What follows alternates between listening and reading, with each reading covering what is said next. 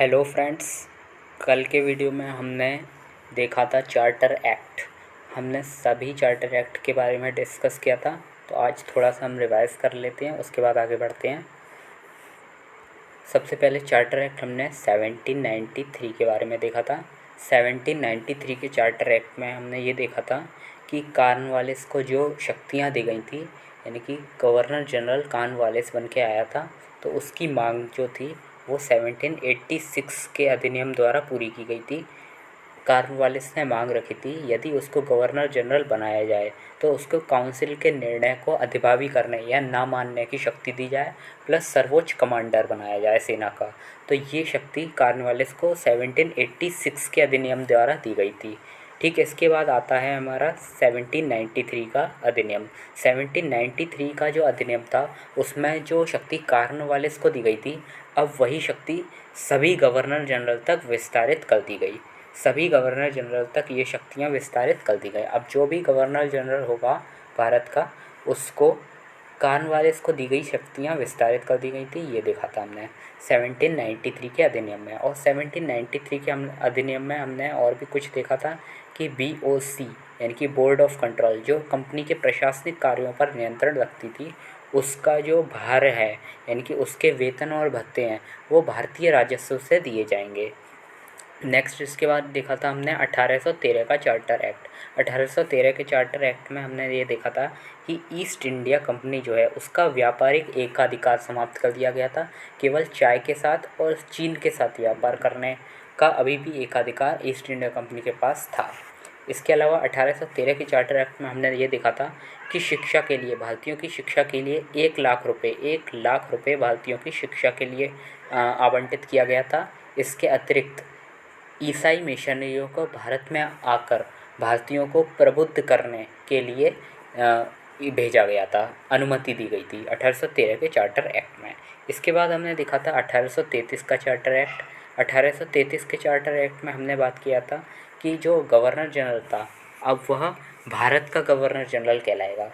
बंगाल का governor general अब भारत का गवर्नर जनरल कहलाएगा, यानी कि केंद्रीकरण की दिशा में यह निर्णायक कदम था। केंद्रीकरण मतलब जैसे बम्बई और मद्रास के जो गवर्नर जनरल थे, अब वो भारत के गवर्नर जनरल के अधीन आ गए थे। भारत के गवर्नर जनरल के अधीन तो आ ही गए थे, इससे पहले भी थे, लेकिन अब जो अन्य क्षेत्र थे वह वो भी सारे भारत के गवर्नर जनरल के अंडर आ गए थे। और बम्बई और मद्रास के जो गवर्नर जनरल थे उनके विधायी शक्तियों को छीन लिया गया था, यानी कि वो अब कानून नहीं बना सकते हैं, उनके लिए भी कानून अब भारत का गवर्नर जनरल बनाएगा। ये कर दिया गया था 1833 के चार्टर एक्ट द्वारा। इसके अलावा एक महत्वपूर्ण कदम उठाया गया था कि लॉर्ड मैकाले की अध्यक्षता में विधि आयोग की नियुक्ति की गई थी। विधि आयोग की नियुक्ति की गई थी मैकाले की अध्यक्षता में। और मैकाले ने इससे क्या किया था, मैकाले समिति का जो गठन हुआ था विधि आयोग की नियुक्ति की गई थी मैकाले की अध्यक्षता में। और मैकाले जो बना था विधि आयोग का अध्यक्ष, उसने जो CPC और एविडेंस एक्ट, इन सबको संहिताबद्ध किया था, यानी कि एक संग्रहित किया था इन सबको।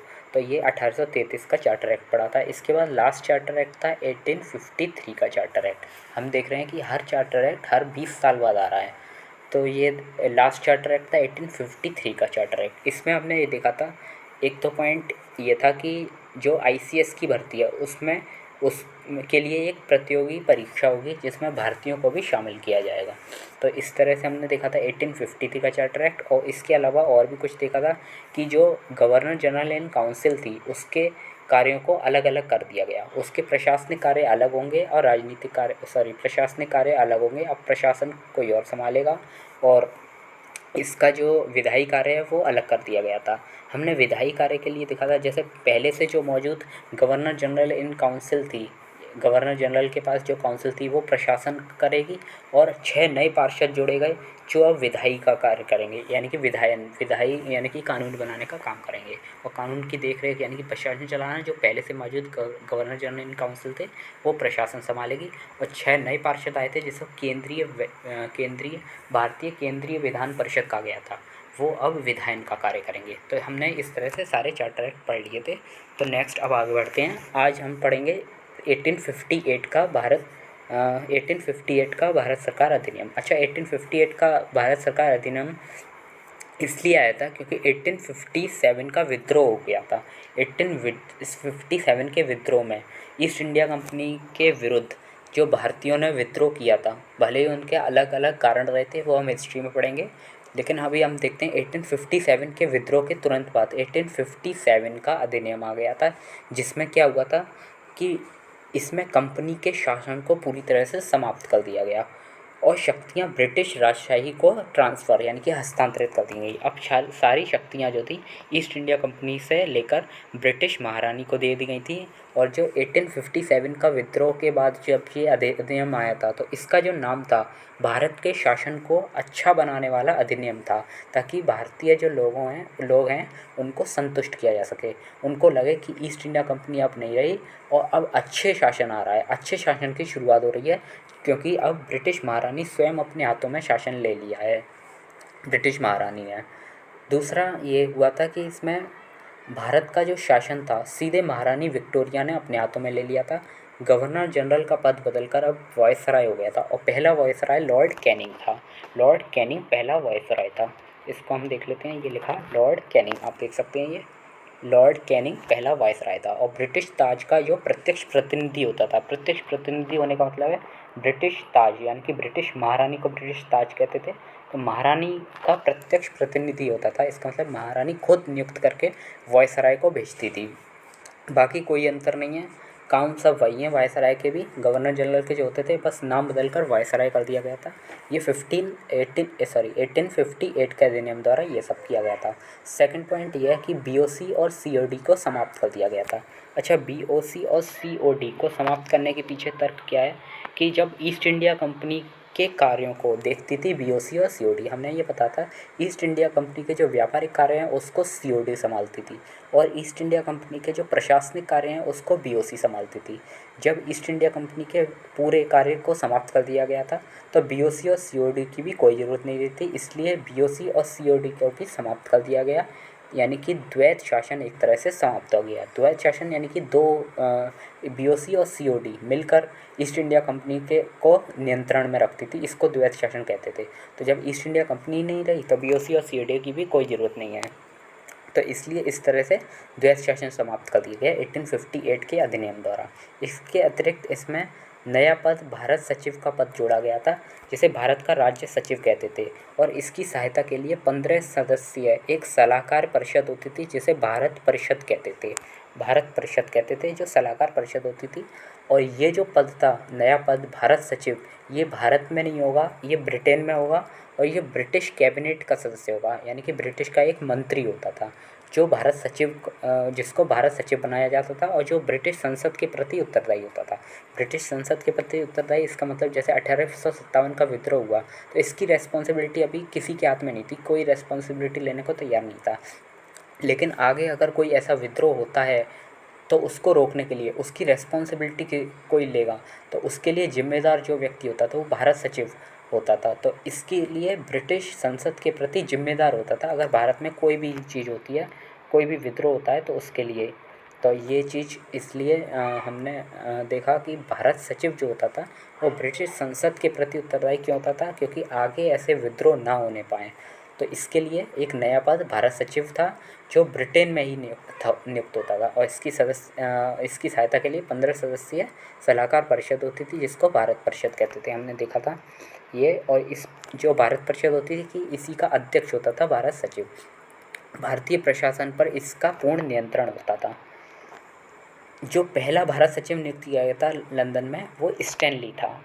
इस तरह से हमने देखा 1858 का अधिनियम। एक बार फिर से देख लेते हैं, 1858 के भारत सरकार अधिनियम लाया गया था ठीक 1857 के विद्रोह के बाद, और इसका जो नाम था वो भारत के शासन को अच्छा करने वाला अधिनियम था। इसमें कंपनी के शासन को समाप्त किया गया था और शक्तियाँ ब्रिटिश राजशाही को दे दी गई थी, ट्रांसफ़र कर दी गई थी। भारत का शासन सीधे विक्टोरिया के हाथों में महारानी जो वहाँ की थी, और गवर्नर जनरल का पद बदलकर अब वायसराय, और पहला वायसराय जो था वो कैनिंग था। बीओसी और सीओडी को समाप्त कर दिया गया था, क्योंकि ईस्ट इंडिया कंपनी के शासन को ही समाप्त कर दिया गया, तो बीओसी और सीओडी के शासन को भी समाप्त कर दिया गया। इसका मतलब द्वैत शासन समाप्त हो गया। नया पद भारत सचिव की नियुक्ति हो गई थी, जो ब्रिटिश कैबिनेट का सदस्य होता था और ब्रिटिश संसद के प्रति उत्तरदायी होता था। इसकी सहायता के लिए 15 सदस्य की सलाहकार परिषद होती थी, जिसे भारत परिषद कहते थे।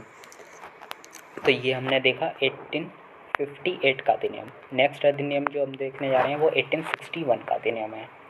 चलिए देखते हैं 1861 का अधिनियम क्या है, इस पे ज़रा देखते हैं हम। तो 1861 का अधिनियम पढ़ने जा रहे हैं हम। 1861 के अधिनियम को भारत सरकार अधिनियम क्या कहा जाता था। अच्छा, भारत परिषद अधिनियम क्यों नाम पड़े थे? अब जितने भी अधिनियम आएंगे उसको भारत परिषद अधिनियम कहेंगे, क्योंकि हमने देखा था कि जो भारत सचिव का नया पद था उसकी सहायता के लिए क्या थी, भारत परिषद थी। और ये भारत परिषद ही अब नियम बनाएगी भारत के लिए, तो इसलिए जो नियम बनाती थी भारत परिषद उसको भारत परिषद नियम कहा जाता था। तो सबसे पहले आया था 1861 का भारत परिषद अधिनियम या भारत सरकार अधिनियम। तो ये क्या थी देखते हैं। इसमें क्या किया गया था, 1857 के विद्रोह के बाद ब्रिटिश सरकार ने महसूस किया था कि भारत के शासन को चलाने के लिए भारतीयों का सहयोग आवश्यक है, यानी कि भारतीयों की लगातार मांग आ रही थी कि प्रशासन में हमें भी शामिल किया जाए। और उस समय हमने देखा था कि वायसराय कौन था, लॉर्ड कैनिंग था। तो लॉर्ड कैनिंग ने क्या काम किया था, कानून बनाने की प्रक्रिया में भारतीय प्रतिनिधियों को शामिल होने की शुरुआत की गई थी। वायसराय की विस्तारित परिषद में वायसराय की जो काउंसिल होती थी उसमें अभी तक केवल ब्रिटिश सदस्य होते थे, लेकिन अब से भारतीयों को भी शामिल किया गया। तो इसमें 3 भारतीयों को गैर सरकारी सदस्य के रूप में शामिल किया गया। अच्छा, गैर सरकारी सदस्य इसका मतलब क्या होता था? गैर सरकारी सदस्य का मतलब ये होता था इन्हें कोई भी अधिकार नहीं थे विधायन में, यानी कि विधायी बनाने की प्रक्रिया में कोई भी अधिकार नहीं है, केवल इन्हें शामिल किया गया है इस परिषद में। यानी कि पूरी जो विधायी प्रक्रिया है वो अभी भी सरकारी सदस्यों के, यानी कि ब्रिटेन के लोगों जो काउंसिल में होते थे, काउंसिल यानी कि परिषद में, वायसराय की काउंसिल में होते थे, वही तो अभी सारे कार्य विधायन के करते थे। लेकिन गैर सरकारी सदस्य के रूप में 3 भारतीयों को शामिल जरूर कर लिया गया था, लेकिन वो नाम मात्र के लिए, क्योंकि विधायी प्रक्रिया में इनका कोई भी खास अधिकार नहीं है। तो उसके बाद हम देखते हैं कि ये जो 3 लोग थे, कैनिंग था उस समय वायसराय। तो 1862 में कैनिंग ने विधान परिषद में 3 भारतीय मनोनीत किए थे, जो पहला था बनारस का राजा, दूसरा पटियाला का राजा, तीसरा सर दिनकर राव। इन 3 लोगों को भारत की जो भारतीय वायसराय था उसकी परिषद में शामिल किया गया था। तो कौन कौन था, बनारस का राजा, पटियाला का राजा और सर दिनकर राव, ये 3 लोग थे, इन्हें शामिल किया गया था। नेक्स्ट देखते हैं हम इसी 1861 के भारत परिषद अधिनियम द्वारा वायसराय की परिषद में कार्य संचालन के लिए अधिक नियम आदेश बनाने की शक्ति प्रदान की गई थी। यानी कि वायसराय परिषद में कार्य संचालन के लिए अधिक नियम आदेश बनाने की शक्तियाँ प्रदान की गई थी वायसराय को। परिषद की ओर से अंतिम निर्णय पारित करने का अधिकार दिया गया था। नेक्स्ट पेज पे चलते हैं।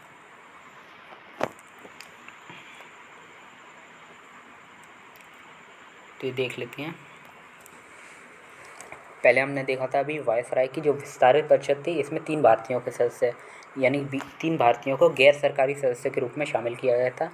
और ये कैनिंग की जो विधान परिषद थी, इसमें 3 भारतीय जो मनोनीत हुए थे वो ये तीनों भारतीय थे, बनारस के राजा, पटियाला के महाराजा और सर दिनकर राव।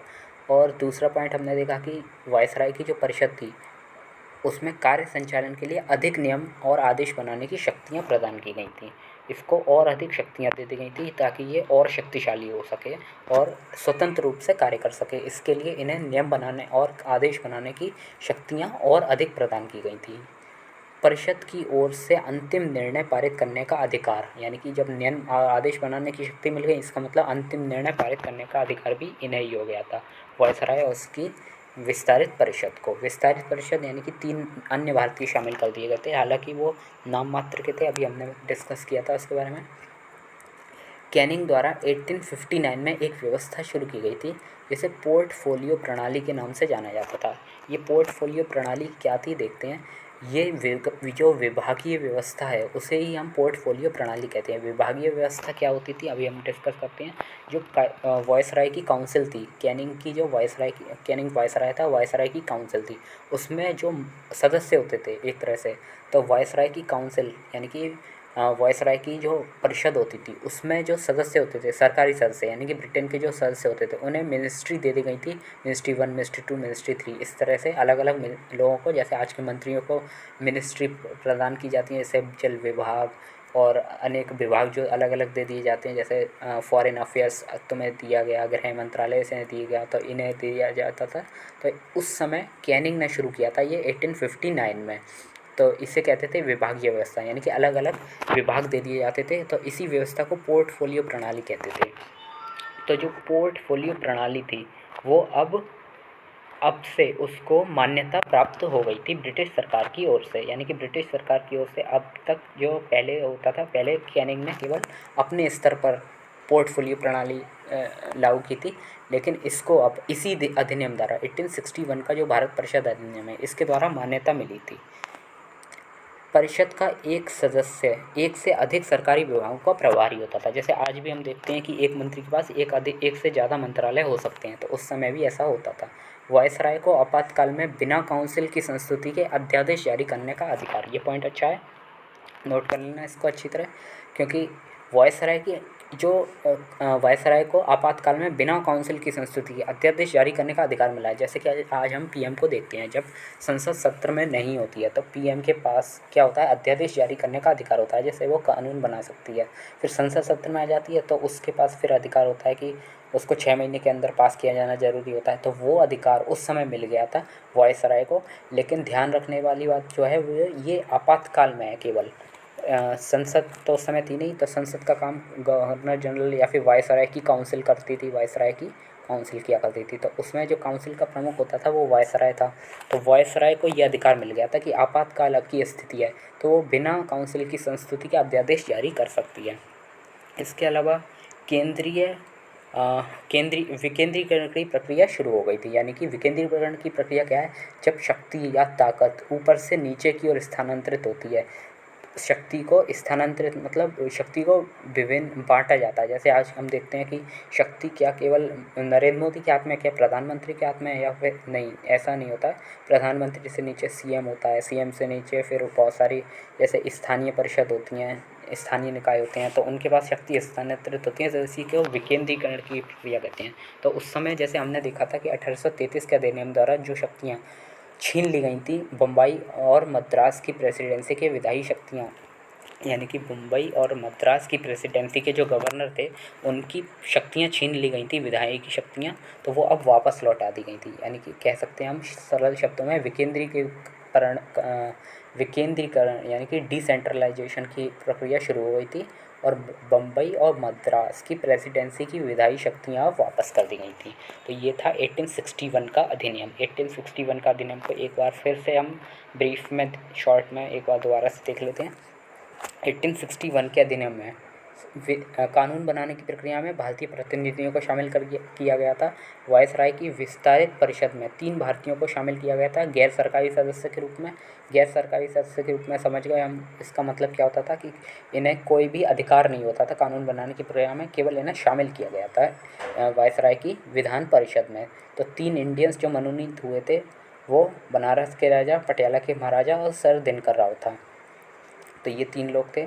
वायसराय की परिषद में कार्य संचालन के लिए अधिक नियम आदेश बनाने की शक्तियाँ प्रदान की गई थी, और परिषद की ओर से अंतिम निर्णय पारित करने का अधिकार भी वायसराय को दिया गया था। कैनिंग द्वारा 1859 में शुरू जो पोर्टफोलियो प्रणाली थी, यानी कि विभागीय व्यवस्था थी, उसको मान्यता मिली थी 1861 के भारत परिषद अधिनियम द्वारा। और परिषद का एक सदस्य एक से अधिक सरकारी विभागों का प्रभारी होता था, यानी कि मिनिस्ट्रीज, एक से ज़्यादा मिनिस्ट्रीज दे दी जाती थी इन्हें। वायसराय को आपातकाल में बिना काउंसिल की संस्तुति के अध्यादेश जारी करने का अधिकार मिला था, और विकेंद्रीकरण की प्रक्रिया शुरू, यानी कि बम्बई और मद्रास प्रेसिडेंसी की विधायी शक्तियाँ ने वापस कर दी गई थी 1861 के भारत परिषद अधिनियम द्वारा। अब देखते हैं नेक्स्ट 1873 का अधिनियम। ये छोटे छोटे 2 अधिनियम और हैं, इसको देख लेते हैं। 1873 का अधिनियम क्या था। 1873 में जब अधिनियम आया था तो ये कहा गया था इसमें ईस्ट इंडिया कंपनी के शासन को कभी भी, ईस्ट इंडिया के शासन तो पहले ही समाप्त हो गया है, ईस्ट इंडिया कंपनी को कभी भी समाप्त किया जा सकता है। तो 1873 का अधिनियम में ये कहा गया था, और इसी अधिनियम के तहत 1 जनवरी 1884 को ईस्ट इंडिया कंपनी समाप्ति भी कर दी गई थी। 1873 का अधिनियम है, ये छोटा सा अधिनियम था, इसको ध्यान में रखना है।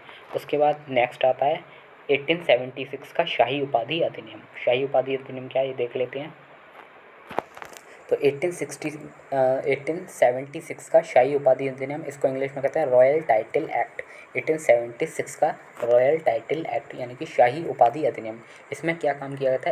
28 अप्रैल 1876 को ब्रिटिश महारानी को भारत की साम्राज्ञी घोषित कर दिया गया था कि यानी कि ब्रिटिश की जो महारानी होती थी वो अब भारत की साम्राज्ञी घोषित कर दी गई थी कि भारत की जो साम्राज्ञी होगी वो ब्रिटिश महारानी होगी।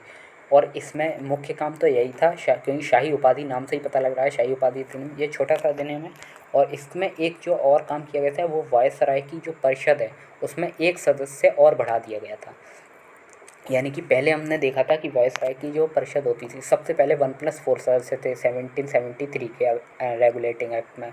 उसके बाद हमने देखा था कि पिट्स इंडिया एक्ट में 1+3 सदस्य हो गए थे। पिट्स इंडिया एक्ट 1781 का जो पिट्स इंडिया एक्ट था, सॉरी 1784 का पिट्स इंडिया एक्ट था, उसमें 1+3 सदस्य हो गए थे यानी कि एक सदस्य कम कर दिया गया था। अच्छा 1+ क्या है? इसका मतलब 1 जो होता था गवर्नर होता था, इसमें भी गवर्नर जनरल होता था। ये गवर्नर जनरल, ये काउंसिल के अन्य सदस्य होते थे। ये सब मिलकर कानून बनाने की प्रक्रिया में शामिल होते थे। 1874 के पिट्स इंडिया एक्ट में कम कर दिया गया था। फिर हमने देखा था कि 1833 के अधिनियम में चार्टर एक्ट आया था, उसमें फिर से एक सदस्य बढ़ा दिया गया था। और जो चौथा सदस्य बढ़ाया गया था वो हमने देखा था लॉर्ड मैकाले, जो विधि आयोग का अध्यक्ष था, उसको बढ़ाया गया था। फिर हम देखने जा रहे हैं 1876 का शाही उपाधि अधिनियम। इसमें फिर से जो गवर्नर जनरल काउंसिल में, यानी कि अब तो वायसराय होता था, तो वायसराय और उसकी काउंसिल में जो सदस्यों की संख्या थी वो एक और बढ़ा दी गई थी। और जो पाँचवा सदस्य ये जो बढ़ाया गया था ये था, जो नया पद था ये लोक निर्माण विभाग देखता था, ये 6 मेंबर लोक निर्माण विभाग। तो ये हमने देखा वायसराय की जो परिषद में एक सदस्य बढ़ाया गया, यानी कि अब 1+5 सदस्य हो गए थे। तो ये पाँचवा सदस्य लोक निर्माण विभाग देखता था, इसको दिया गया था लोक निर्माण विभाग। तो ये हो गए हमारे अधिनियम। तो अब बाकी के अधिनियम कल देखेंगे, और आपको कोई भी डाउट हो तो आप कमेंट कर सकते हैं।